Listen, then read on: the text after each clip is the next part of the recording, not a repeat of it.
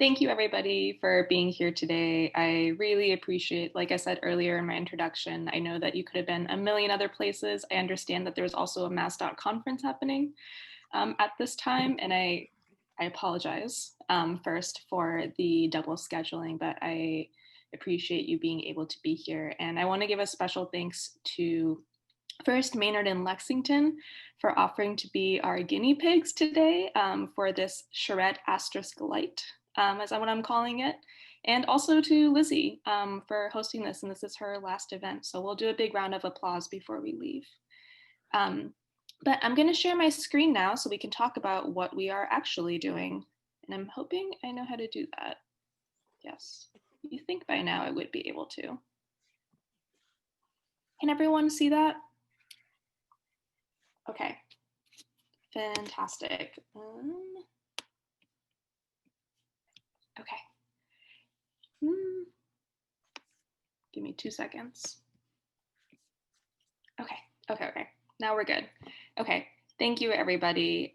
So welcome to today's Charette Light Winter Placemaking Charette. This is a brief presentation that I've put together. And as Lizzie said in her email, during the questions and feedback, we're also hoping to use that time to explore some of the sites that you're bringing in today, perhaps talking about Acton's commercial lot where there's no longer a Kmart. That could be a possibility.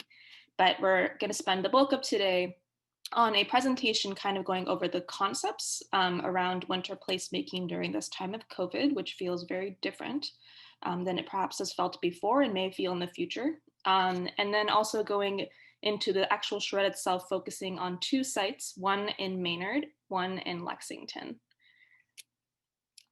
So this is going to be interactive, like Lizzie said. So I have a few leading questions that I'm going to ask folks to unmute themselves for first, or feel free to write in the chat box too. I think Lizzie's helping me monitor that. So, okay. So winter is coming, or it's already here, depending on who you are. I'm from Southern California, so winter has been here for the past like 3 weeks. It's very, very cold outside. If I'm busting out my pea coat, winter is here. And I want to know from all of you, what has winter looked like in your communities, specifically in your downtown spaces in the past?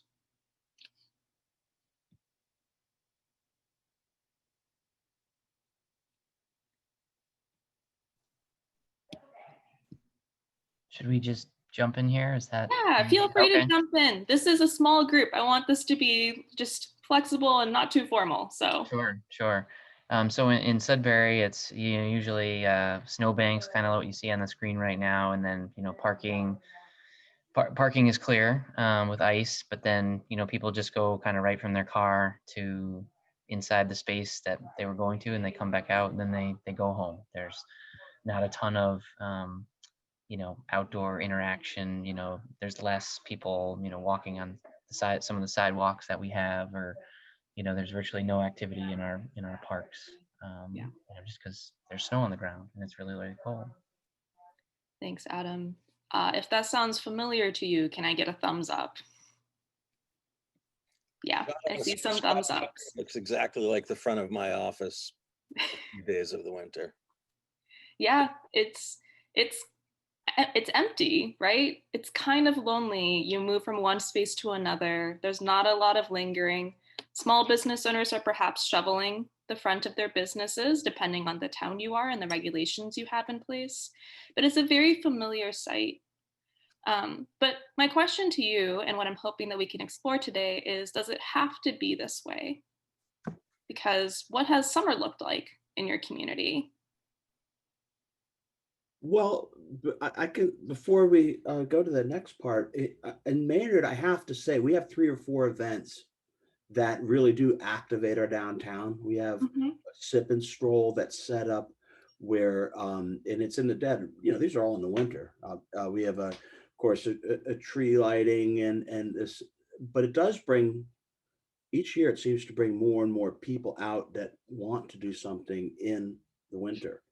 And I think that in Maynard, it has shown how this can work. And that's probably part of the reason why we're so excited about this. So I would say that while it is bleak at times and it is exactly like Tim said, kind of desolate, there are activities and there certainly is a potential for more.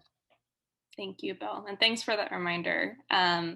Yes, there are. It's the same in Lexington as well. This is my first winter in Lexington, but I've had chance to look over Lexington, and Casey can jump in anytime. But it's the same. I mean, there are some programming going on. Like we each year we have the ice skating rink, but other than that, each year we have like the art walk, and folks have the lighting done throughout the downtown, especially the center, which is the downtown of Lexington, is generally lit up. It's bright and it's more inviting.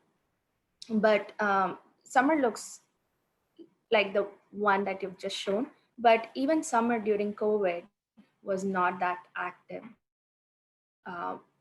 This thing is maybe once winter hits, it may not be even this active as it was in summer. So that's where we are. Thank you, Sandhya. Well, I have to thank both Sandhya and Bill for speaking up, because you are both great examples of towns that are already thinking about this, right? You have thought about this. How do you bring people out during the winter? And that is why you're going to be perfect Charette partners in a few minutes as we explore how to further activate that and carry that over in a time of COVID. So thank you. And I realize I also don't have my full screen open, so I'm going to do that. Some tech troubles, folks. So Sandhya you said that this is kind of what summer has looked like in Lexington. Any other folks, what summer has looked like, ways that your streets have changed?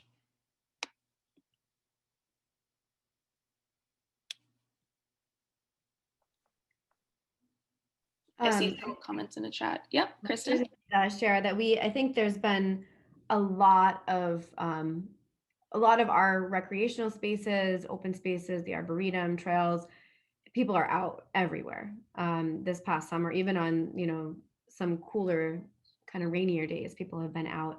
In terms of our streets, we are working on trying to get a better downtown in Kelly's Corner, but our West Acton area has been pretty well, I don't know, there's a lot of people out still, even despite COVID, but I think with the winter coming, that is a concern that we have. But our streets kind of look the same. We haven't implemented any, like what you're seeing here, like using lanes for outdoor restaurants. We kind of have some of that space already because of the parking lots and I guess you'd say the suburban layout. So that's where we're at. Kristen. So I guess what I'm hoping that folks can take away from this is whether or not you've implemented a shared streets project, which I know there's been a lot, and I'm going to talk a little bit also about a new round of funding that's opening up. There has been this shift in our mindsets here, right? It's folks who might have been okay staying inside on a normal summer day. Suddenly the desire to just be outside as much as you can safely is very real. We're trapped inside. We're isolating in a way that to reduce the risk of spreading COVID, and that I think builds up a lot. And so the question continues to be, and in addition to that, we have these small business owners in our downtown areas who during the summer perhaps saw this increased foot traffic, and that did address a need, right? It's not the same. Not every restaurant's going to be at 100% capacity. Not every retail store is going to be at 100 capacity. So there's very much still going to be a need going into winter. And I guess what I wanted to pose as a question is, for you as part of town staff, town planners, how do you continue to address that need during the winter in a safe way? So I wanted to use this time to start to imagine that, and think about what winter could look like in your communities. This here is a design by Polowitz Trelinsky Associates. I think I pronounced that right. It's from Bench Consulting's Winter Places Design Guide, which I know Lizzie sent out a few times. Bench Consulting ran a Winter Places design competition this last fall. It was open for a few weeks. They saw submissions from, I think, actually across the world, a lot from Canada, who apparently know how to handle snow a lot better than we do. But this idea, and they consolidated this guide and put together all these different programming ideas that sort of look at quick, implementable, mostly low-cost options of activating your public spaces. And this idea specifically is called Winter Warmer. Jenny, I are you think we're thinking still you're looking at sharing? your other screen. I Oh think no. Belmont maybe or something. I don't know if the full screen worked. That is tragic. Let me try it again. Okay. Wow, I was on a roll too. Sorry, y'all. Okay, how's this? Great. Yes. Can you see it now? Yeah. Okay. Thank you. I appreciate that. Folks for speaking up. So that could have been awkward for another like 10 minutes. So this is the design, Winter Warmer. It's from the Winter Places Design Competition. And the whole idea is it explores the idea of bringing together people to eat outside as a quote unquote cold weather destination, right? So it includes design elements like single-use blankets, or some people have said, bring your own blanket, BYOC, BYOB, different type of BYOB. Warm, low-hanging lights, but not necessarily heaters. The idea of feeling warm. Woody canopies that make you feel cozy, and also programming elements like having hot cocoa nights and chilly nights. I think that this idea is really different to a lot of us who live in New England or have been in New England for a long time. I find that during winter, we like to stay indoors and talk about how cold it is. I know I definitely do. But this might be possible, and all it might do is actually just convincing people in your town that throwing on a few layers and going out and still being safe about it might actually be a possibility. And Jonathan Burke, who's the founded Bench Consulting, always uses this analogy that I like, so I'm just going to share it. Which is that he says that we are completely okay going to Foxborough and going to a Patriots game for like 6 hours in the middle of winter in January. Why is that different this winter? Why can't we apply some of those same ideas, go to a destination space, and feel like we're still part of a community? So the question is, how do we get there? Well, I think the first thing that always comes up is money. So I do want to address that part, and resources. So there are resources and funding coming up that I did want to quickly share with folks. So MassDOT's Shared Streets and Spaces grant program is holding a winter round. And so the first deadline for that is actually December 4th, which is coming up. It's the same as during the fall and summer, $10 million allocated for shared streets projects. A lot of the same project types. And we'll actually be hosting a webinar on November 24th at 2:30 p.m. And we're going to be sending an invite out for that very shortly. We'll be hearing from MassDOT and also 2 communities that have successfully implemented shared streets projects during the webinar, and me, if you want to hear me talk again or not. It's completely okay. You don't have to be there for me. So that's going to be next week. And then there's also this Winter Places design guide that I talked about. So that a lot of these are quick, implementable, low-cost interventions, nothing that is prescriptive, but perhaps could start to open some ideas like we're going to do during today's charrette. And I just did want to mention that there is funding available through the Winter Places program, but for environmental justice communities. So if you know any environmental justice communities that are looking for funding, please let them know. The second part that I wanted to talk about was really the strategies. So it's one thing to have funding and resources, but let's actually talk about what it takes to actually implement some of these ideas. And I promise shortly after this, I'm going to share some more design ideas. But I wanted to sort of shift our frame of thinking first. So the first big thing that I want to address is, how do we set goals that go beyond outdoor dining? This isn't to undermine outdoor dining at all. Restaurants are an incredibly important part of our downtown fabrics. But how do we move beyond propane heaters? I'd like to see a show of hands if you've heard that there is a supply problem with propane heaters. Yeah. Great. I see some thumbs up. I see some hands. Yes, there is. There is a supply problem with propane heaters. They are incredibly undersupplied. They can also be incredibly cost prohibitive. And they don't have to be the only solution to bringing folks downtown. The design guide, the design I showed earlier, Winter Warmer, you may have seen some few heaters sprinkled throughout there, but they also had these incredible low hanging lights that sort of shine that warm light that gave you a similar feeling. That combined with a mind shift of just wearing a few more layers can achieve something close to what you might feel eating next to a propane heater for 2 to 3 hours. So I wanted us to sort of open our mind up to that, still supporting our restaurants, but also supporting retail businesses, other businesses within the downtown area that might benefit from program ideas that go beyond a single propane heater at a table. The next thing I did want to address is continuing to create spaces that bring people to your downtown, but doing that safely. So I know, and we all know, that there are now some new capacity limits that have been set by the governor. There might be more. We might continue to cut down on capacity. We might continue to increase capacity, seeing on how we do to control the spread of COVID. But that doesn't mean that your programs don't have to, that there doesn't have to be programming in your downtown areas, right? Instead of having a one-time event where you expect everybody to come out at once, 100 people for a tree lighting, explore something more regular. Perhaps instead it's a winter vendor market that happens twice a week from 6 to 8 p.m. for, I don't know, a month or two. People won't come all at once if they expect to be able to go also next week. And then finally, I also cannot emphasize enough that these are all great ideas, and we're going to talk about some great ideas today, but you should also see what your community wants.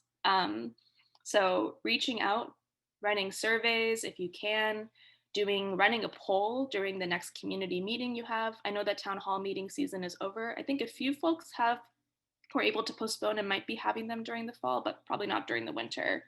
But any sort of meetings that you have where the community is starting to gather, ask to run a poll. What do people want to see?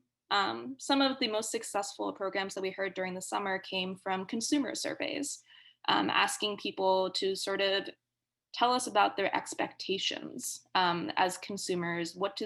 How are they going to feel safe? What do they expect businesses to do? What sort of programs do they want to see? Is it outdoor exercise or is it farmers markets? And then the second part of this is, of course, regulations and permitting. And I know that this group on here is a good group of people to talk to this about because they are huge hurdles. So here, we're not going to get into the nitty-gritty of it until we go into the charrette portion of today. But I did just want to highlight there has to be ways that we maintain the sort of same flexibility and support that we saw during the summer for business owners. I know a lot of towns shifted. They went from perhaps their usual permitting, outdoor dining and permitting process to something a little bit more modified to bring relief upon to business owners who maybe didn't have a month in order to gain those permits. So is there some of that you can carry over during the winter as you explore vendors at a winter market? And of course, through all of this, please keep your fire chiefs, your DPW directors, I'm looking at you, Justin, everybody involved, right? It's when the lines of communication are broken, that's when things get slowed down. That's when people are unhappy. That's when things don't happen. So I think a lot of folks did learn that during this winter, during this summer, and during this fall, as you've explored modified spaces. So carry over those lines of communication during the winter as well. And I also can't emphasize this enough when it comes to snow. We're all hoping it does not snow, but 2020 has proven that a lot of things happen and we don't expect them to. But have those lines of communication open for the business owners. If you're going to be closing down your main street, just an example, and allow business owners to come into the street and have vending space, make sure they know what happens if there's a snowstorm? Are they the ones that are going to be shoveling? If they have shifted into the right of way, does that mean that it's instead going to be the city that's going to be shoveling? These are going to be questions that when it does snow, it's going to be too late. So having those conversations up front, thinking about the snow, hopefully not hail, but you know what, the other day it hailed, so let's just throw that in there. Thinking about all that beforehand and doing some scenario planning. And then finally, following all public health regulations set by your local and state agencies, following those capacity limits, following curfews. All of this just has to happen in order for these spaces to stay alive. So I was going to open it up for questions, but perhaps we can go through some designs first, and then we can talk about that. Does anybody have any questions at this point? That was sort of a lot of information. So Jen, we have a couple of questions in the chat. One is about the public health implications of making sure that, you know, if there's throngs of people during a second surge, how do we balance that challenge? And then a question about who would be responsible for coordinating an effort like this? Is it grassroots? Is it a chamber of commerce? Do communities have staff time dedicated to this? The grants are programmatic, so they'd require a lot of coordination. I don't know if you want to touch on those now or if we'll get to them throughout the sort of charrette process.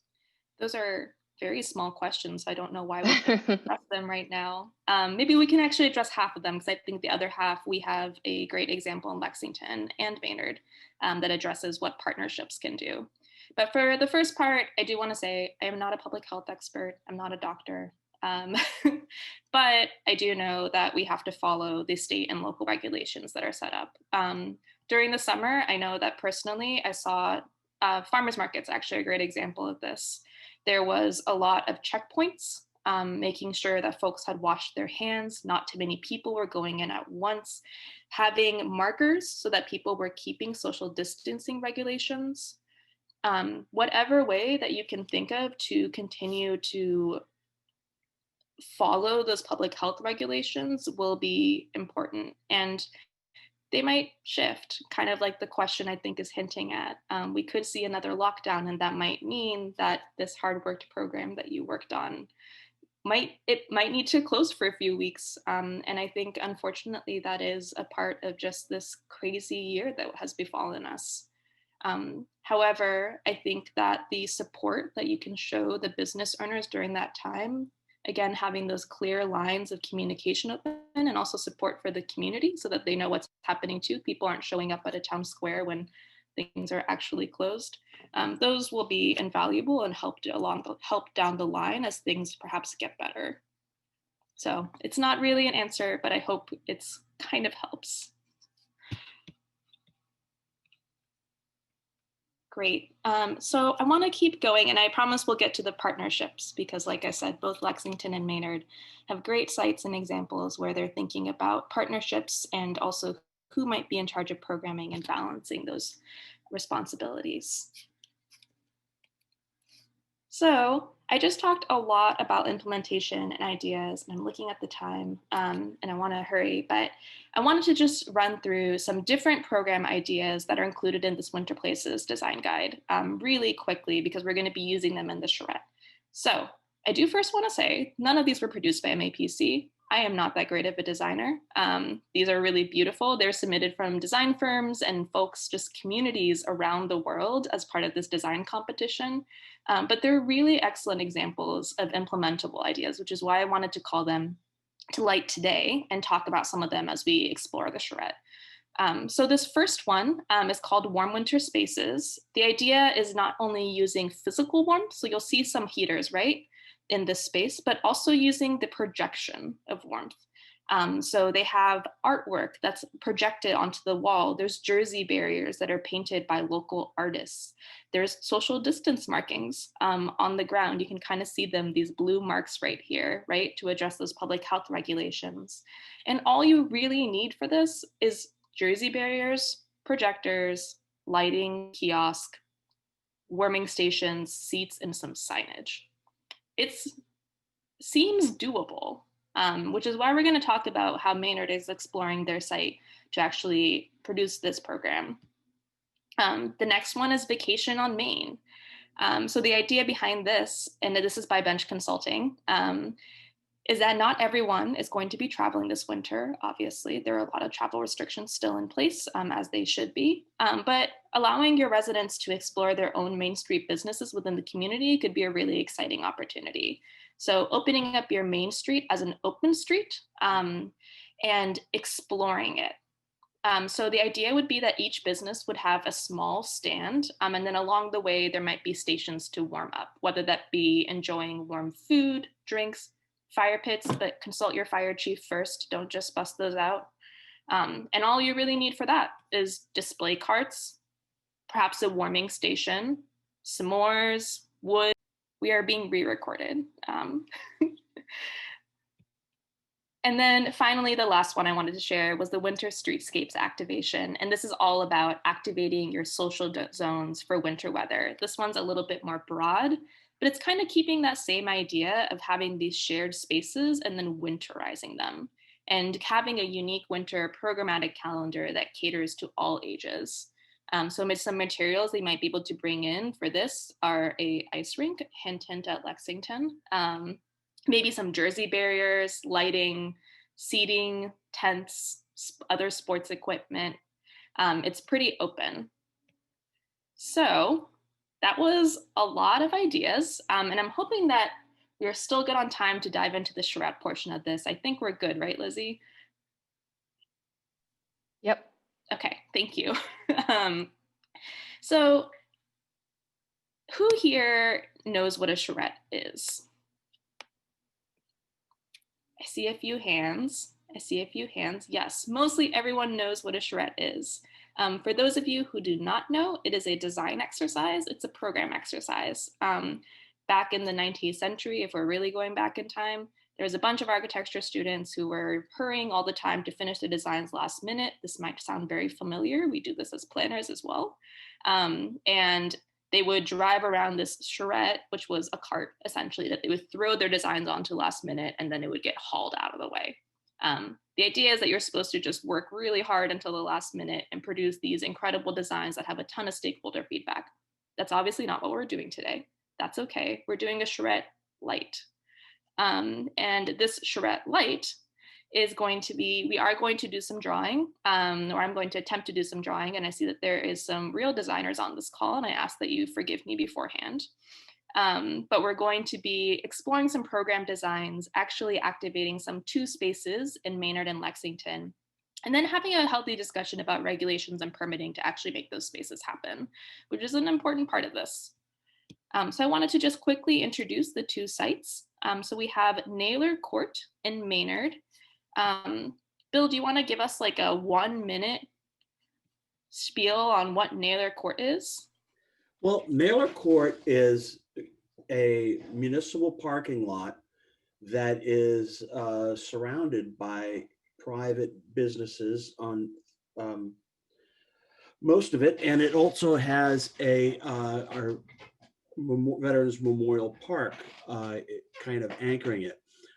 A number of smaller initiatives have been underway for the last couple of years, trying to figure out ways that we could activate it more as a public space, because it is really the core of downtown. It's located in an excellent position to really facilitate a lot more social activity than it does.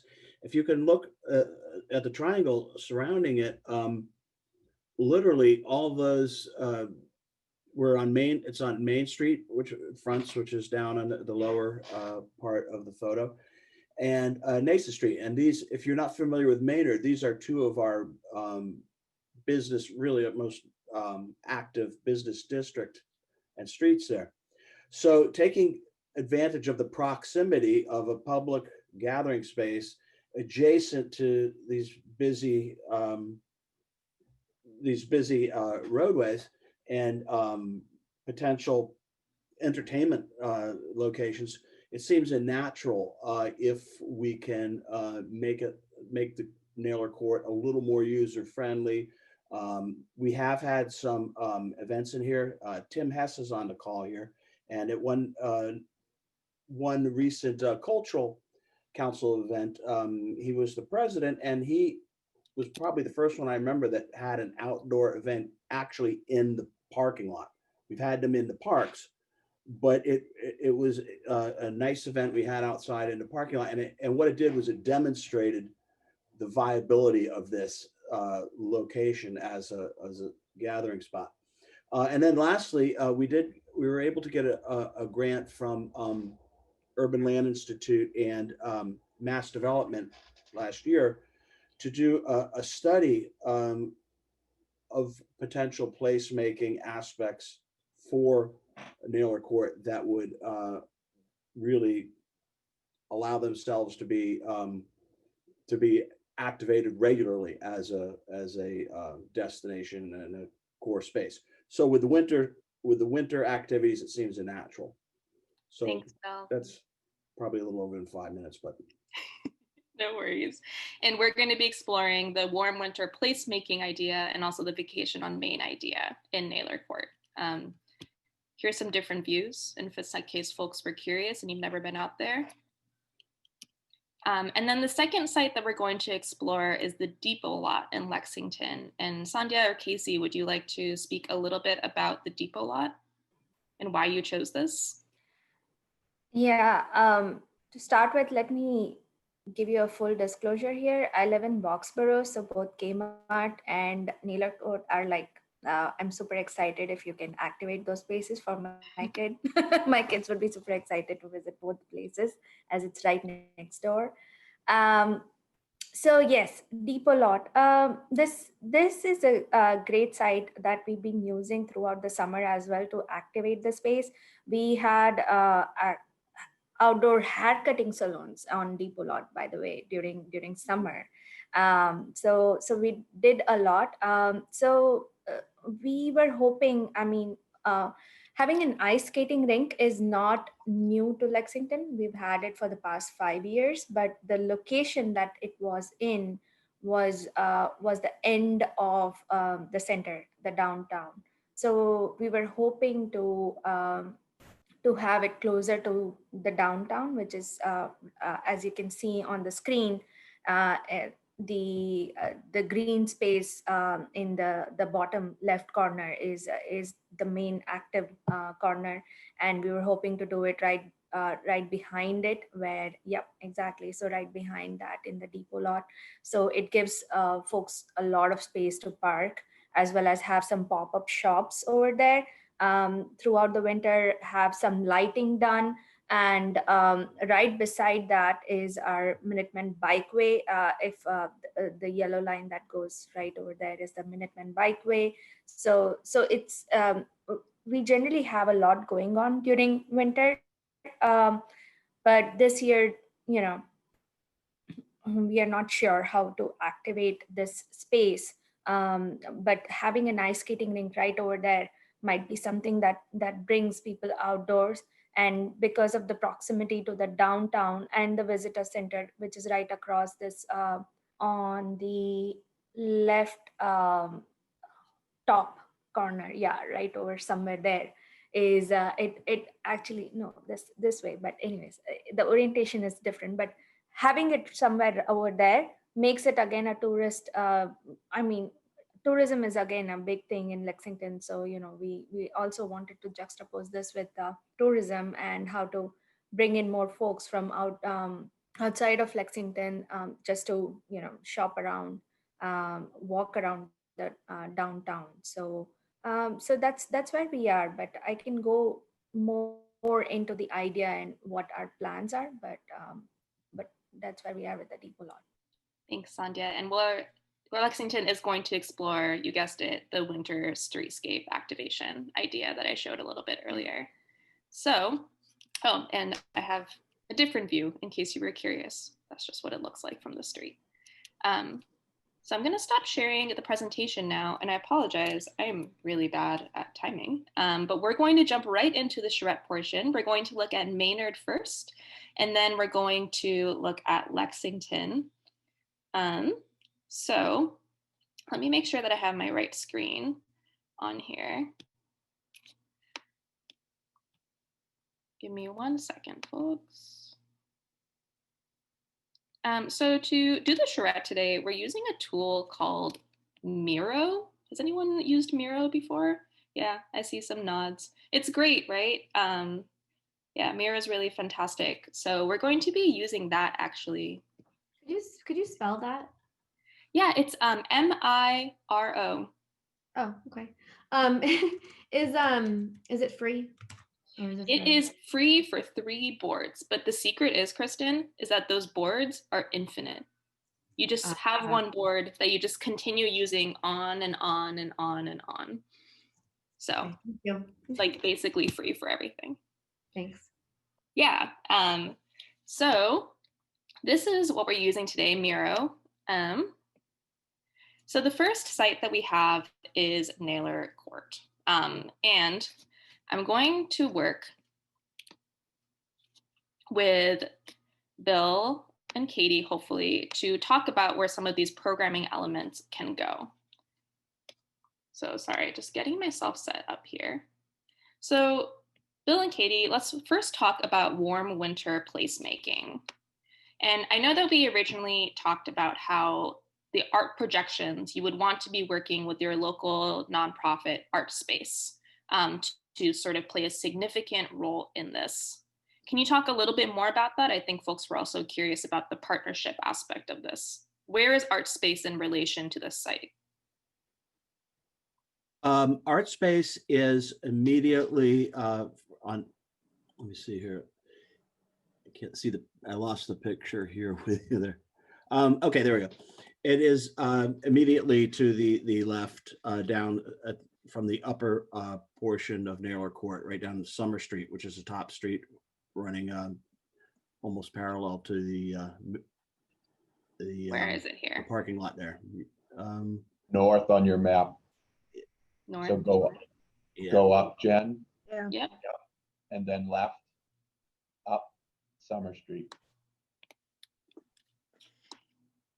So the art space main campus, the kind of traditional home of art space, is about 2 big blocks to the west. Yep. Way You out go Summer left, Street. Jen. But Bill and Justin, I think you guys probably know that we've just taken a lease at the corner of Summer and Nason as well. Oh, Tim, I didn't know that. Yeah, for the main office now, Yeah. correct? This will be an event space. It's going to be a terrific kind of COVID window gallery, drive-by, walk-by gallery, allows to have openings without bringing anybody inside. We're directly across the street from Veterans Memorial Park, and it's a nice kind of gateway to the cultural district, and also a nice kind of pointer, indicator, director out west on Summer. Really, you know, it's trying to give some art space a footprint in the district, which has always been a subject of some contention.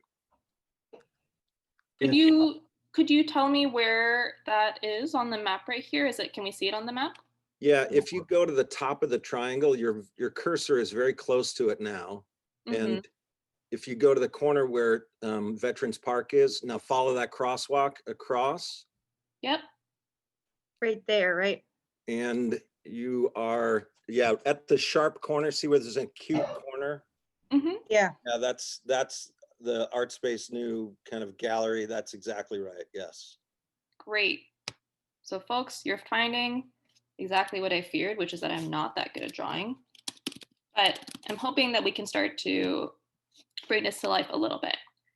Okay, so I wanted to draw art space on there just to give proximity to how close it is to the actual Naylor Court site itself. So I want to dive in now to the actual program. So for the warm winter placemaking, Bill and Katie, where are you imagining this sort of plaza and gathering space would be? Jen, if is there a way you could let me share the screen on that? And I have a diagram that has everything marked on it if it's easier. That is, I think Lizzie is able to do that. Lizzie, are Okay. we able to let Bill share his screen? Okay. Go ahead, Bill. That should work now. Okay. That's a little better. It's not the best photograph, but you can see here, here's art space that Tim was talking about here. Our the new place, I believe it's right here, Tim, right? Mhm.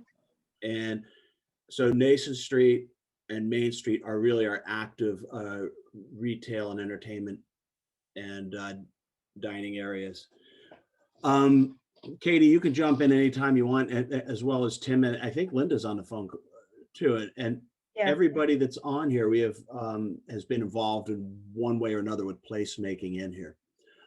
So I will start with what we've already done, what has worked well, understanding that the Veterans Memorial Park is here, and also that we had this area pretty much like this. I would say from where I'm circling is a designated cultural district, which I don't know if that everybody's aware of that, but that's where our cultural district is.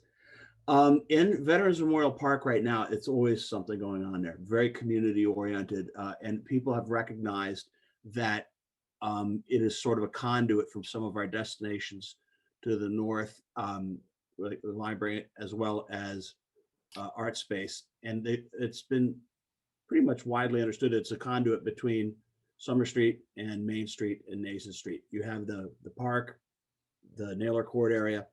So there's a number of pockets in here that have worked for events that are outside of the actual Veterans Park. For example, as we mentioned earlier, we did have a cultural council event, I think about right here, about 2 years ago, 3 years ago, where there was art projected. This was Tim's initiative and a lot of his team there. And it was amazing how it just worked. Like all of a sudden, nobody thought of this area really as much more than a parking lot. And it was just a couple of hours and so on. And I can't remember if we closed down the entire area or not, but this area certainly worked in its current configuration.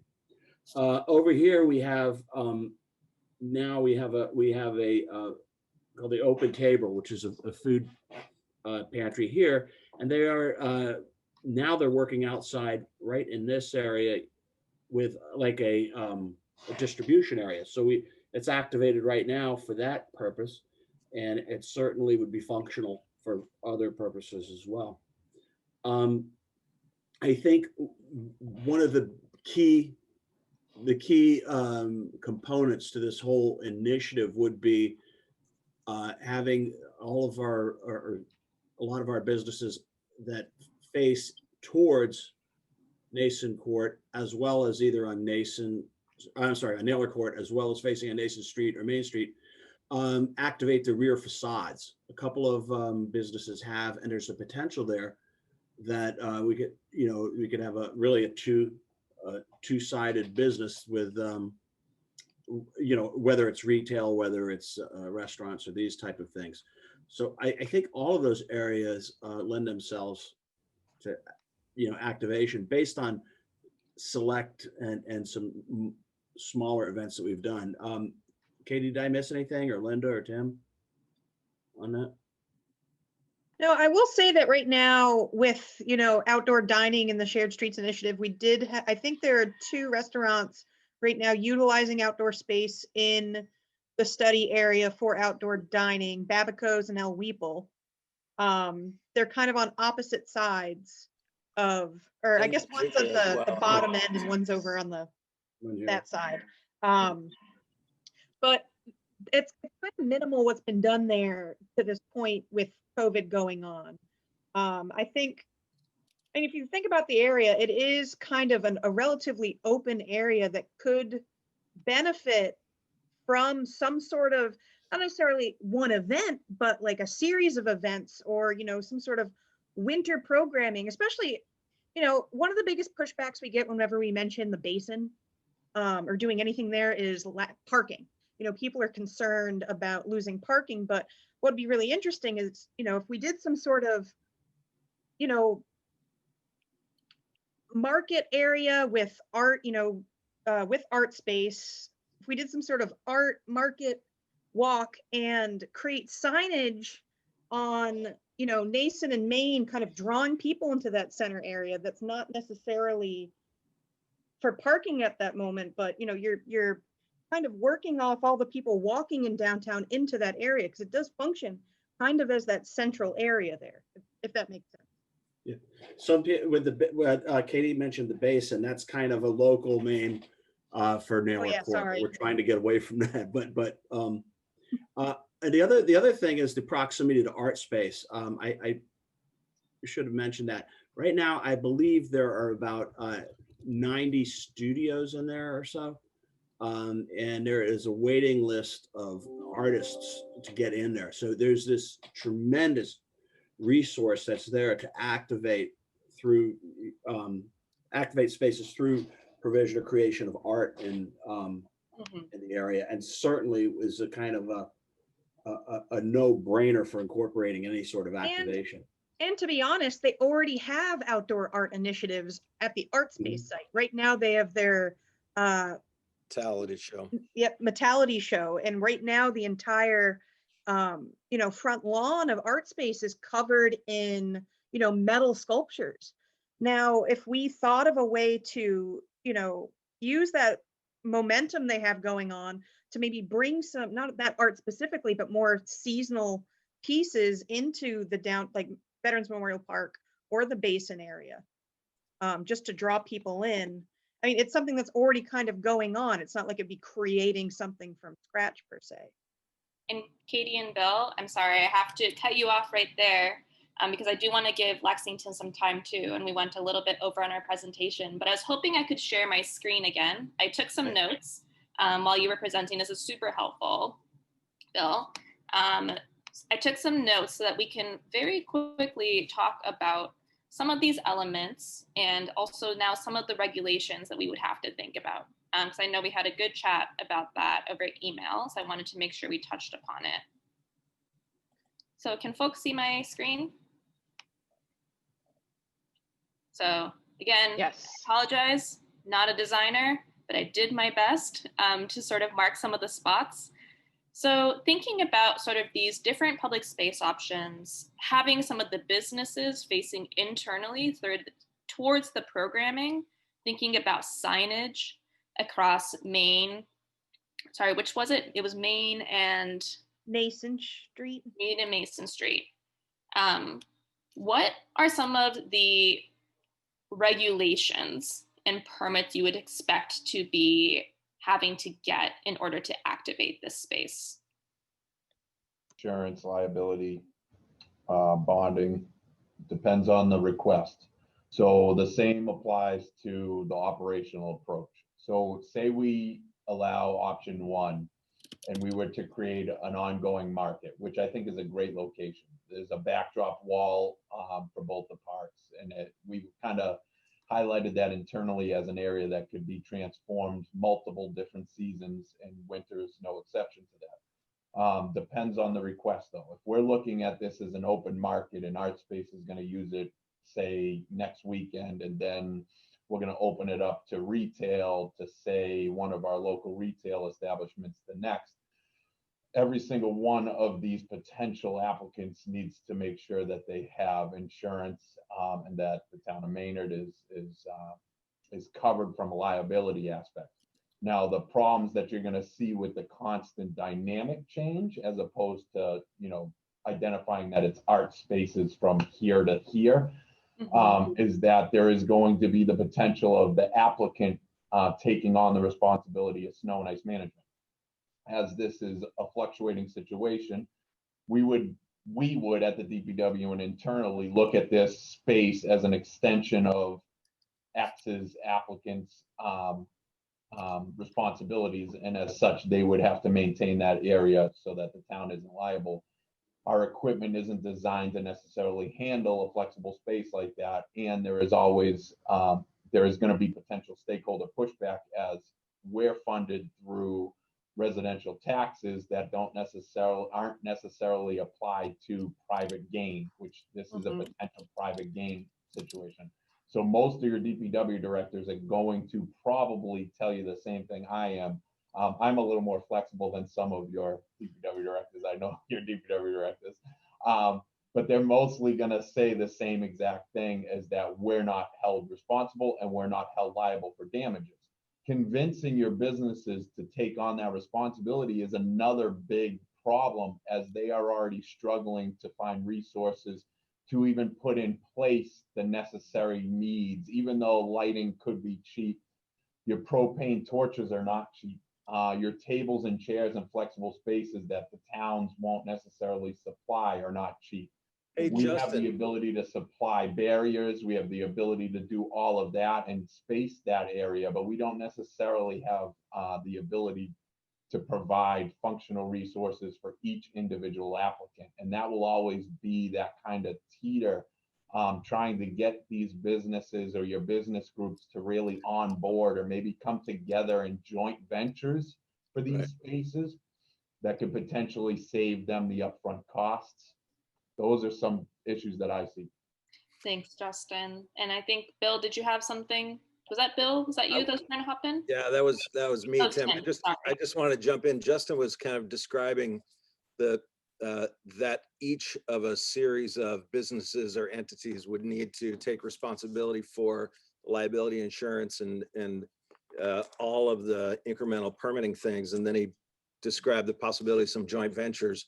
You know, I wonder if an entity like the Maynard Business Alliance, or perhaps another, could act as a kind of umbrella and say, okay, the MBA is going to be the permit holder for each of the 7 weekends or whatever it is, and then kind of take the responsibility for the subordinate players underneath.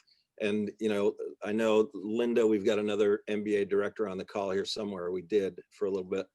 So that wouldn't necessarily be a slam dunk, and there'd be some things to work out. But I think the, you know, the core wintertime activity in town, you know, Bill's mentioned it and Linda's mentioned it, that the Sip and Stroll, it's not a municipal event, it's an MBA event. So the ability to kind of build it around that might allow for us to get a little traction.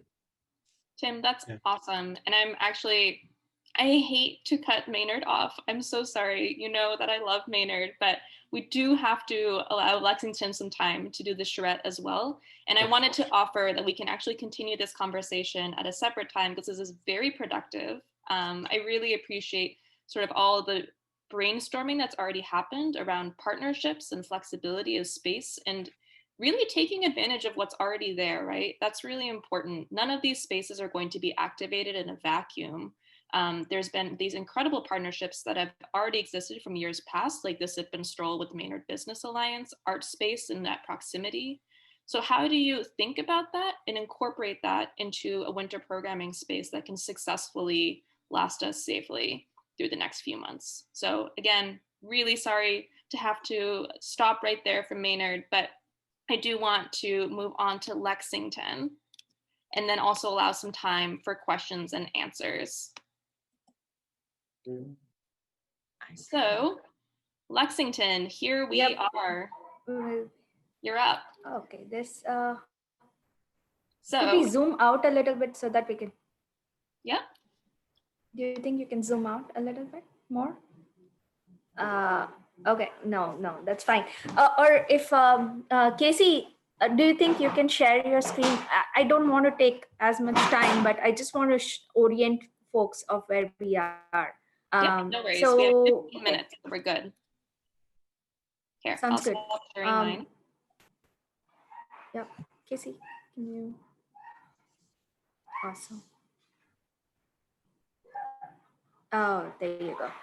So, so let me start with saying that we actually used to have, this was again, similar to what Maynard just said. The initiative was not, we were not the ones who started this ice skating rink concept. It was started by Lexington Skates or Skate Lexington and Lions Club, basically, through the years past, they were the ones who did all the programming. They also went ahead and did fundraising for the program, and DPW, because this was a municipal lot, DPW basically would take charge of, maintaining the floorboards and putting it out during the time that they need it. So all those things were taken care of by DPW.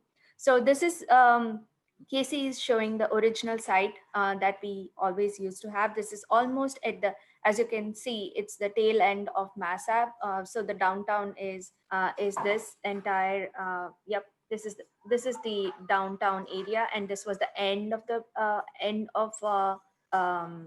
downtown where we had the ice skating rink. But now we are proposing it to bring it actually on the depot lot. Our original plan is to have it. Can you show the visitor center, Casey, quickly? Here, the VC. Oh, whoops, sorry. Nice.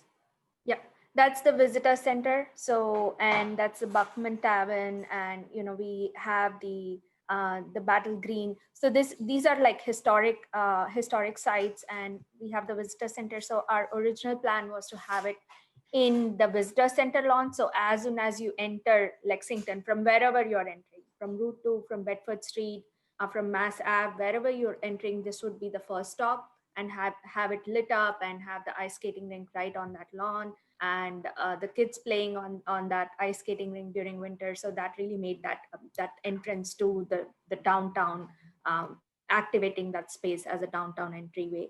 But unfortunately, we are still new, not even 6 months since we opened the visitor center, and we are still, the lawn is still fresh. We couldn't do it this year.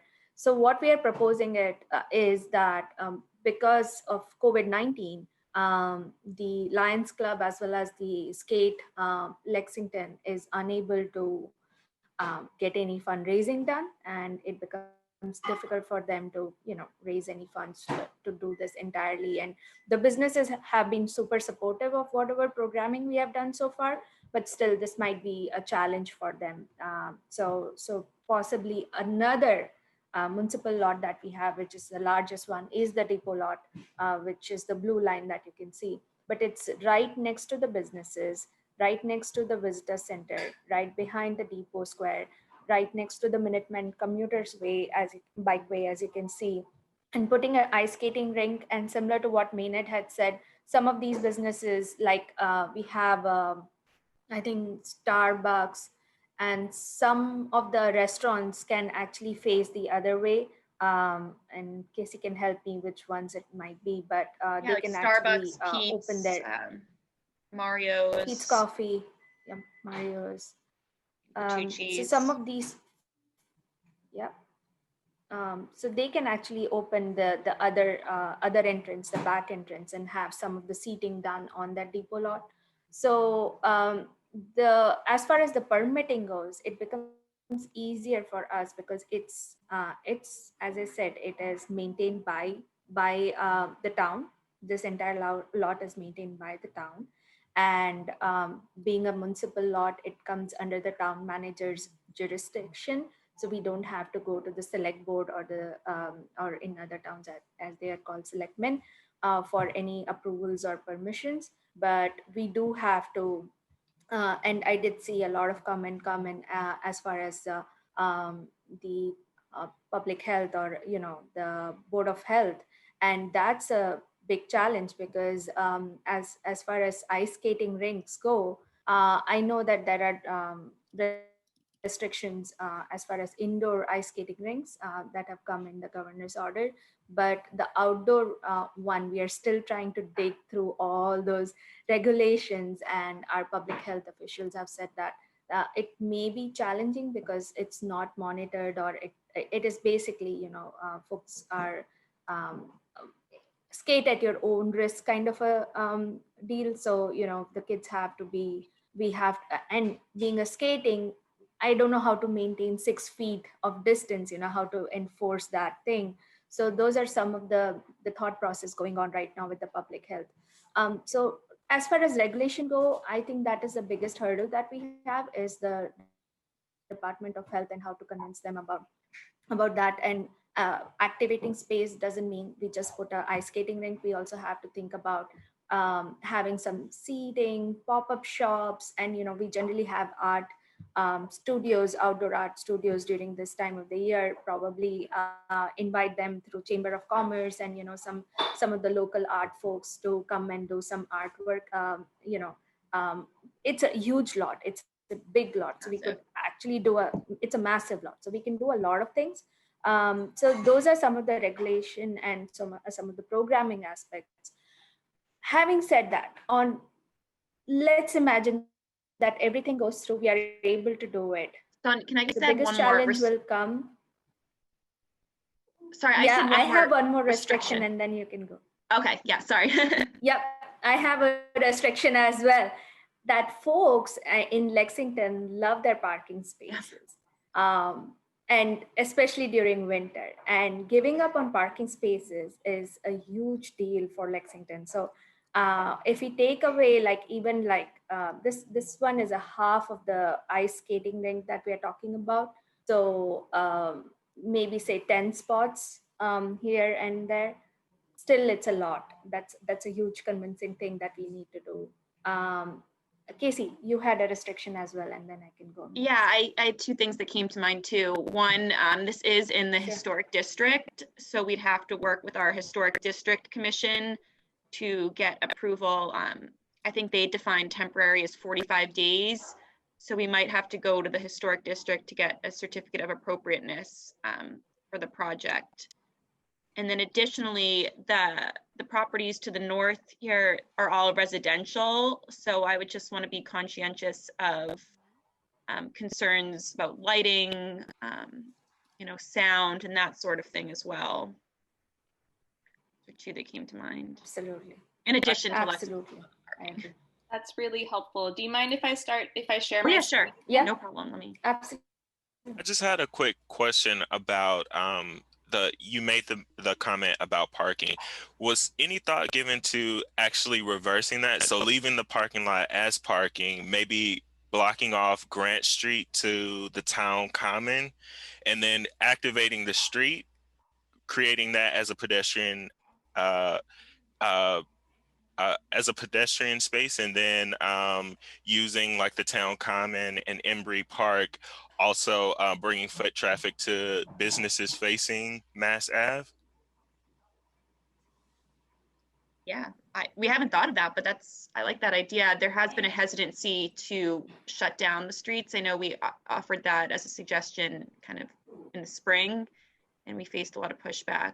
Yeah, it just seems like that is such a small segment. It would allow for foot traffic for the businesses facing Mass Ave. It would also speak to the parking situation. So people would still be able to have parking.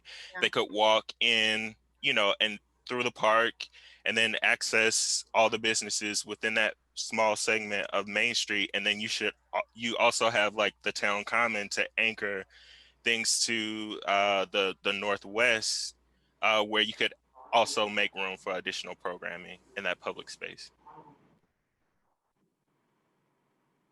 That's interesting. So that would be actually right over. Yeah, that was another thing. We didn't want to do it on a parking lot, and that's why we were hoping to do it on the visitor center or the. How about the depot here, Casey? Right over here, the depot square, or I think that would be great for programming. I don't know if it would work for a skating rink, just because the ground is not very level. Yeah, it's a little bit mounded. That's true. Yeah, that's what I figured. So I guess we're somewhat limiting ourselves. Those are great thoughts. We still have to. Yeah. This is why it's a conversation, right? And if you didn't guess, Courtney actually is a designer and planner. It's awesome. Thank you, Courtney. But this is why I wanted to have this conversation and sort of look at these sites, because they start to bring up a lot of ideas, right? The more that you look at it, you're like, oh, there's that. Is this actually also like the best place to be doing this? I think that's completely okay. And I want to stop sharing my screen because I did want to have sort of a discussion now. But I appreciate both Lexington and Maynard sharing their sites. I'm sorry that it was sort of a truncated process today, but we're doing our best with time. And I wish we had endless amounts of time to do this, but I hope it was at least helpful to start to have the conversation and have a moment to say, okay, let's just like take a look at this for a second. So I don't know if other folks are still on the call, but I did want to open this up now for any questions.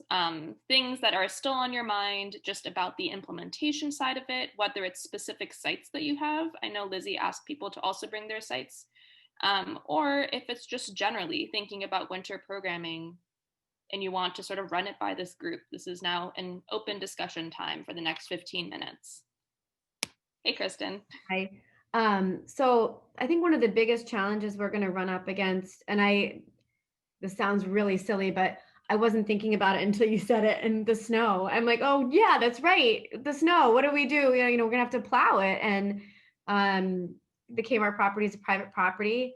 I think that we could get them on board with allowing us to do something, but then getting back to the question of, you know, who's going to plow it, figuring out if the town does it, what type of agreements we need to have, and then just keeping that space clean. I love the winter warmer concept, but thinking about how to get the snow off of everything or keep the snow off of everything and still get that same look. So that's my biggest kind of concern. So I'd love your feedback. And then also just, you know, I'm envisioning something that could be set up throughout the winter and maybe having some little small programming things going on, but just having that as a space where people can sit outside together to meet one another during the winter months, and also for potentially some space for people that are working from home, because we have so many remoters now that are you know, maybe they'd like to meet a client but they don't feel comfortable at this point doing that outside, and their type of work would be conducive to having a space like that. But then again, getting back to the social distancing, how does all that work out? So I think some of it was helpful, like showing, you know, how you do the markers and everything, but I don't want to entice a bunch of people in one area, especially the school kids, and how to keep them separate, all of that, how to, like, anything else. If anyone else has anything to throw at me, I'm going to type stuff down. So. I'm sorry, I don't mean to hog the conversation. I had one thought throughout this process. I thought about like maybe a winter scavenger hunt. I know like at Planet Fitness, they have like this 12-minute circuit where it has literally the traffic light that tells you to go to the next station. So what if the programming was set up as like stations, and throughout the winter, those stations are vendors that rotate so that you get a variety of different businesses. And then it's like, you know, you visit this station, you visit that station, and it's set times so that you kind of regulate traffic throughout and have more control over the group size that's going in and out of the space. That was just a thought. No, I like that idea. I need to figure out like the programming aspect of it and how much staff time, you know, who can be there, and if maybe there's some type of electronic thing that can kind of indicate it just goes automatically, like, you know what I mean, that someone doesn't have to be there to tell you it's time to switch, but something that kind of lights up, or I don't know. That's what we are struggling here as well. So during the summertime, we had some sort of programming wherein we had a punch card system kind of a thing. So, you know, folks get to collect points, and they could win some sort of a prize each weekend. You know, we would draw a prize, and we were doing that. So it was Step Up for Lexington. So businesses were involved and the folks were involved, but I think it's getting difficult to continue that during the winter. So having some sort of a programming surrounded through that would be awesome. And Kristen, to your point, I think West Acton could be a great spot for that, because you have the creamery out there, and you have the coffee shop, and then Wish, and, you know, you have so many different kind of art gallery, so different vibe to the West Acton. So I can definitely talk about that one, having some programming wherein, you know, folks hop from one to the other. And there's a lot of things that kids could do, like outdoor art, because of the Periwinkle's store right over there. Yeah. So things like that could be amazing. But as far as the Acton in itself, maybe Nagok Park or something could have some programming over there. Yeah. So And we just definitely have, at Nara Park, there's winter programming, and that's through the recreation department. And I should expose my ulterior motive here. I'm the vacant space is this huge lot that's always been talked about. We tried a rezoning in 2016 for mixed use development, which would have totally redeveloped the site. It failed by 16 votes. I want to bring more attention to that site again. We're doing a complete streets infrastructure project, like a $15 million tip project that's groundbreaking is going to be in 2022, sorry. And so I want to bring that to the forefront of everyone's mind again, thinking about land use for that site. But it's also just sitting there. And so I think that, West Acton is kind of, I think the easier place to do it at. But I have that in the back of my mind.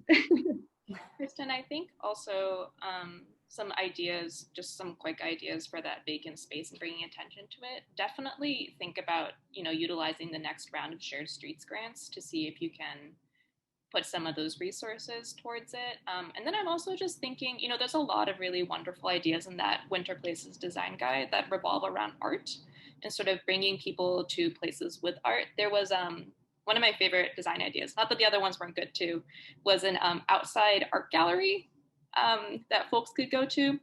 Again, keeping social markings, keeping social distancing. If you find a way to get 14-year-olds not to gather all at once, let me know, because I still don't know the answer to that. I'm not sure anyone does. That's the biggest struggle right now. But I think that there are some fun ideas in there that utilize, outdoor art galleries would keep people moving along. And it would activate the space, I think, in a way that sort of brings a sense of maybe what Acton is seeking too. Having some sort of prompt that's bring in art that identifies to you what's important about Acton, something along the lines of that. There's a lot of ways to tie it in, and maybe even just chatting with Bill here, who they have really strong partnerships with Art Space, and it seems like there's constantly great public art coming through Maynard. So just wanted Absolutely. My thinking on the art thing coming through Lexington and Concord, we just had this huge art through doors. We throughout the it's almost like the trail that we have these painted doors all through the trail, but it comes from Concord to Lexington and beyond. And the plan is to go to Arlington as well, so it connects the entire bike route as well as the trails. So this could be something that Acton and Maynard, especially the bike path, that's you're extending that bike path. It would be amazing to have art throughout that path. Yeah, and I'm seeing a lot of ideas of annual art shows, pop-up galleries, and I completely agree. Someone said this, Margot said this, but the key is to get people moving. Yeah. Throw on some layers, come outside, explore this lot that used to be vacant but now is super exciting, and then sort of continue on. So, and I think the last thing I wanted to say about snow, snow. It's something I constantly try to avoid, and yet I've been in New England for 10 years. There's been a lot of interesting case studies out there of how people are handling snow. I think every town handles snow very differently. Every DPW handles snow very differently. So the first thing I would say is connect with your DPW and see what they have currently in place. But, there in Minneapolis last year, this was before COVID, they actually did a permanent snow emergency for all of winter, which sounds crazy, except it allowed for sort of a permanent shifting from sort of auto-oriented streets to shared streets. And again, I say this was before COVID, before anyone was thinking that this was really a need, but allowed this flexibility to happen, and also for this sort of communication to start being streamlined with business owners. So, I mean, I think the first step would And people on this call know so much better than I do how to handle snow at the municipal level, so I don't want to speak for them, but there are some flexible ways to look at this as well. Does anyone have any other thoughts about snow in their town? I have a question. So, does Shared Street, the Winter Shared Street program, MassDOT 1, could we actually apply that towards? Sorry, my kid is like snow plowers and things like that, because I think you're right. That's one big challenge that we have is having more equipment that can actually help us throughout the winter. So, do you think that could be applied towards those equipment? I think if it's part of a project, and as long as it's not massive infrastructure, that wouldn't be. I have an answer for you, and it's in the back of my mind because it came up a few weeks ago, and now I just can't remember. I apologize. I'm gonna get back to you on that, Sandhya. But I have a feeling it's going to cover some lighter snow removal equipment.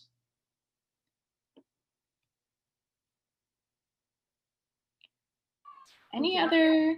I just had sorry, a question for Margot. When you went to New York City and you went on the High Line, were the cardboard squares and paint supplies out for people to use, or how did that work? Yeah, so it was pretty neat. There was just an artist there, had like some staging material, essentially like boxes or something that was pretty simple, where he was sort of trimming these squares and then arranging them essentially into like a little gallery space. But then off to the side, he had just acrylic paints and pieces of cardboard, and you were welcome to stop if you wanted to. And there were a lot of kids who were doing it, but adults as well. You were welcome to stop and paint something on this cardboard. And then the artist who was there was kind of curating it so that it was, you would just stop long enough that you would paint something, and then you could go on your merry way. And he was sort of displaying it. And it was really cool. I mean, what he did with these they were very small. So it wouldn't take you more than a couple of minutes to paint them. But then it was like a feature that people were attracted to come and see, both talk to the artist, because I guess this was his conceptual idea, maybe stop and paint something, or just admire this kind of collection that he was curating of these little squares of cardboard. That's cool. Great. I mean, if you guys are guilty like me, I have a lot of Amazon boxes and cardboard. Yeah, so it was super. It was very. Yes, it was very low impact in terms of materials. There were brushes and there were acrylic paints, and there was maybe a sheet or something on the ground, or like a table. I don't even remember. And then this guy who just was using some basic geometric things so that you could just put these squares up, and it was really nice. I mean, it doesn't sound all that interesting, but it was really cool. Thank you for sharing that. That's a neat idea. Sure. Any other thoughts, questions that have come up? Things you need to get off your chest as you're frustrated about winter and COVID?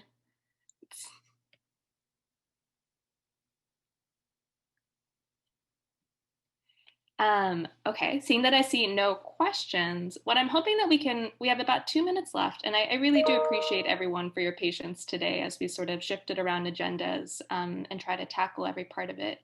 But I wanted to finish things up with just a quick, maybe rose and thorn of what about this process in this meeting today was helpful to you, things that could be improved upon. If you don't feel like saying it out loud, you can also type it in the chat, and that is completely okay.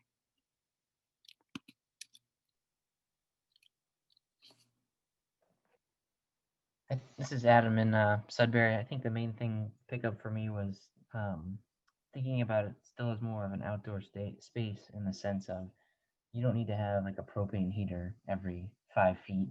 You can have like these warming stations where, people could stand there for a few minutes, warm up, and then maybe go back to what they're doing or move on to something else, as opposed to like, in some places, I see they've got outdoor seating and they've got the propane heater space very closely together, almost trying to fully extend that indoor space outside. But, walking that back a little bit for businesses, because I guess something would be something would be better than nothing, but especially if you're trying to, activate community spaces where you have, a variety of things going on, that's a nice balance, I think. Thanks, Adam.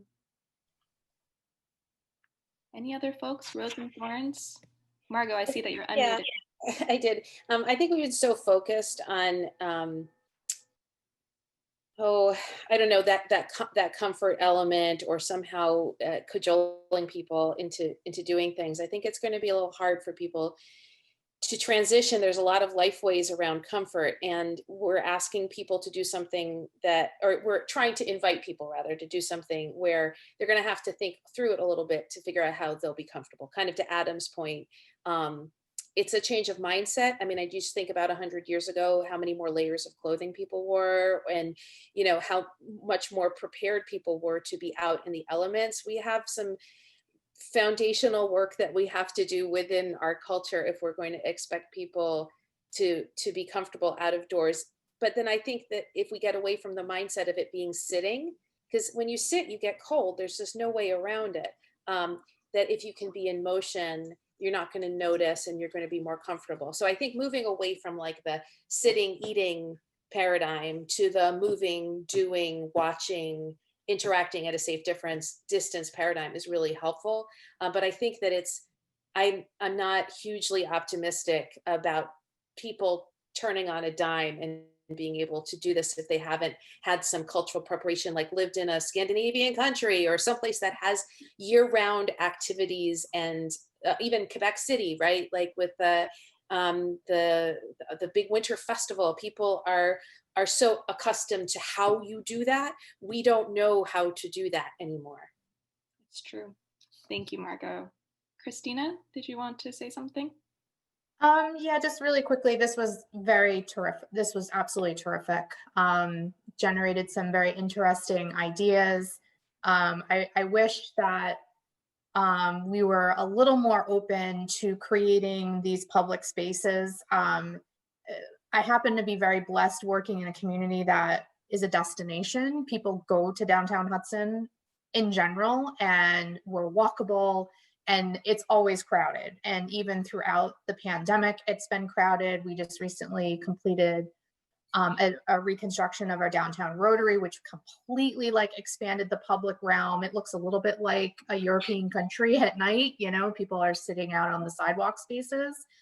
But Hudson is really struggling with COVID surges, cases. I mean, we've had scares within our own municipal government, and we're really struggling with, we want to bring the people to downtown, but we don't at the same time. We don't want to actively encourage it. So we're thinking of passive measures that will still keep the downtown vibrant in terms of economic activity, but not necessarily encouraging. If we close down Main Street, we're going to get 3,000 people.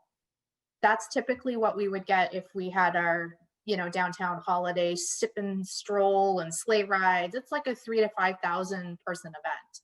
So we're really struggling with, we have to scale back. But some of these ideas are really cool because I think there's so much opportunity to put these ideas in place post-COVID. We should be shutting down streets in the summertime. Why not? Or maybe in the wintertime. Why not? Why is this such a foreign activity? And I think the other struggle that many of us face at the municipal level is getting the other institutional partners on board. I know I've struggled immensely with the fire department and public safety, as we have to be prepared for any type of emergency that could ever happen, ever. And therefore, the largest apparatus must make its way unimpeded downtown, even though the fire station is downtown. So just kind of changing some institutional mindsets about some of these new ideas, and that they do them across the world and throughout Massachusetts now. I think Waltham was a trailblazer with this, where they closed down Moody Street. I think fire chiefs and police chiefs should have their own little conference and figure out how to do these things safely. But I think that is and then of course the DPW. We don't have staff, we don't have money. If it's temporary, we have to go and clean it up. Does it blow away in the wind if you're creating structures and parking spaces? So I actually think the coordination with the other institutional actors is more challenging than anything else. Yeah. But bravo to these like really creative ideas in Maynard and Lexington, and awesome. Thank you, Christina. Maybe we can have one more thought. Oh, Lizzie, do I need to wrap up? I do need to wrap up. Well, yes, I just want to echo Christina of like, bravo to Maynard and Lexington. Thank you for being these guinea pigs today with this grand experiment, which was our charrette, and sort of introducing this idea of how do you bring people downtown safely during the winter. And I hope we can actually see some of these projects start to happen across our region. I think we will see some start to pop up, and I'll keep this group informed as we do as well.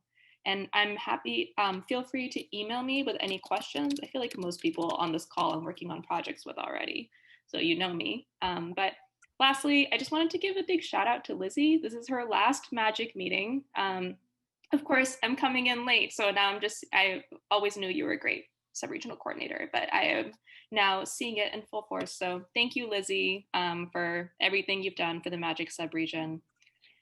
And on that note, Lizzie, unless you have something to say, we probably should wrap up. Yeah, I'll wrap up by saying, please reach out to Jen if any of these ideas are something you want technical assistance support on. We also have a small amount of Magic funding to do COVID-19 sort of recovery projects, and that just, keep coming to the Magic meetings to figure out how that should be used. And this is a great brainstorm. So thank you all so much.